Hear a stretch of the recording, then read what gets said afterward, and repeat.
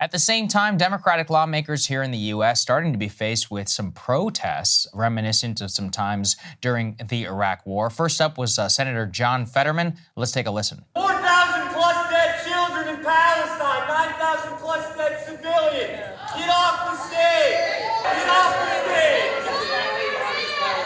I don't care. That's not what you represent constituents. This is how those get off the stage. Then Fetterman says this. The joke is on you. I had a stroke. I can't fully understand what you're saying. All right, I gotta hand it to him. That was a clever response. But does show you that it is beginning to happen. Senator Cory Booker was faced with something similar. Here's what happened there. There are so many places in our country right now where people want to make sure that we have. This is what makes America great. The power to protest. The power to have free speech. The power of America.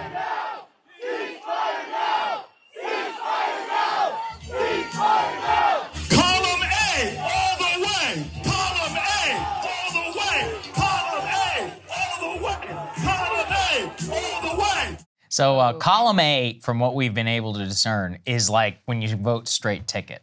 So he was there stumping for some sort of election. So that's what he was doing there. It also comes with some consternation here in Washington. Let's go ahead and put this up there on the screen. There's a dissent cable that is beginning to circulate within the State Department. U.S. diplomats are slamming Israel policy in leaked memo. For those who don't know, inside the State Department, they have something called a dissent channel where you're allowed, if you disagree with the Secretary of State, to send a memo via this classified internal system. Obviously, almost every single time, the people who organize it end up leaking the dissent cables, but it's supposedly supposed to be a way where you can voice internal dissent and to actually challenge administration policy. It's like the most bureaucratic it's level the of protest dumbest, ever. It's the dumbest thing, especially because they never stay secret. So every time somebody does one, they just immediately leak it to the press. We sent a memo strongly voicing our opinion. There's a strongly voiced memo and opinion inside the State Department that does show you some consternation, which is brewing amongst U.S. diplomats. Most of the people who have been assigned onto it and the organizers of it are from the Middle East desk. They say, quote, "We must publicly criticize Israel's violation of international norms, such as failure to limit offensive operations to legitimate military targets, when Israel supports settler violence and illegal land seizures or employs excessive use of force against Palestinians.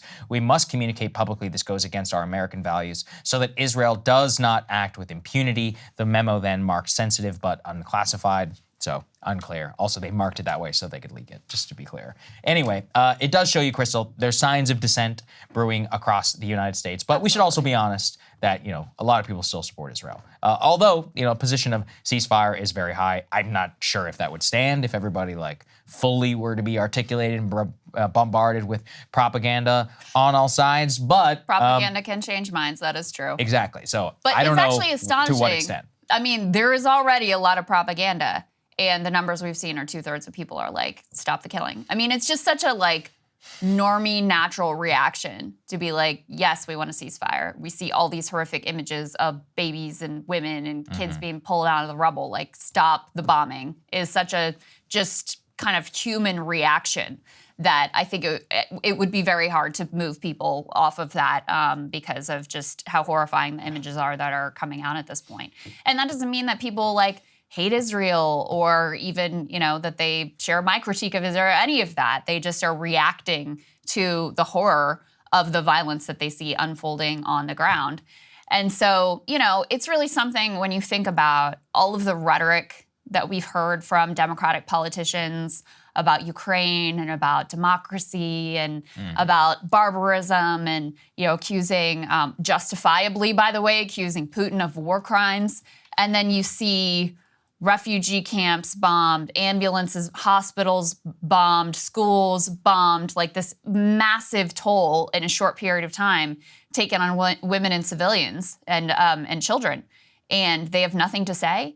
So yeah, for these politicians having to be confronted face to face with people who are calling for a ceasefire, who are putting in their face their own hypocrisy based on their previous statements, you know, it's something to see. And this was not even the first time that Fetterman has been confronted face to face. There was a video that went viral of a lawyer and one of his constituents, somebody who said, listen, I voted for you, you know, I believe you're a nice guy, but he was also pushing him on a ceasefire. And he was shoved aggressively. Dragged away as well. Yeah, he was dragged away by someone who I think was part of Fetterman's like security detail or whatever, and a really aggressive response. And of course, as we covered yesterday, here in DC, massive protest in favor of a ceasefire, largest anti-war demonstration that we have seen since the Iraq War, certainly the largest pro-Palestine march that we have ever had on U.S. soil. So you can see the way that this is really escalating. And, you know, the Biden administration, they think like, oh, they'll get over it, this will die down, et cetera, et cetera. I don't think so, guys. This has really viscerally touched a nerve with young people, with Arab Americans, and with Muslim Americans. I've never seen a collapse in polling support like what we saw from Arab Americans in particular in this recent poll that came out. You now have in Michigan, I just saw a poll that I think it was Arab Americans are actually supporting RFK Jr. at a higher rate than Biden at this point in the state of Michigan. Just as a screw you. I mean, absolutely. And let's be clear, RFK Jr. is terrible on this issue from my perspective. I mean, he's all the way in 100% with Israel, et cetera, et cetera. But as a screw you, it shows you how deep the upset goes. We had another thing that I wanted to show you that I also think is, you know, quite remarkable. Put this up on the screen. Pro-Palestinian activists are blocking a ship from loading weapons and supplies being sent to Israel. This is the port of Tacoma in Washington. So you have a huge protest there to try to block one of the shipments of arms to Israel. I saw something similar happening, I believe, with dock workers in Spain. So this is a bit of an international effort. But, you know, this is only... There is no end in sight in terms of the Israeli bombing campaign in Gaza, and I think that this sort of protest and resistance is only going to be ramping up and only putting increasing pressure on this administration, which is already floundering. Very possible. Hey guys, if you like that video, go to breakingpoints.com, become a premium subscriber, and help us build the best independent media organization on the planet. That's right. We're subscriber funded. We're building something new. We want to replace these failing mainstream media organizations. So again, to subscribe, it's breakingpoints.com.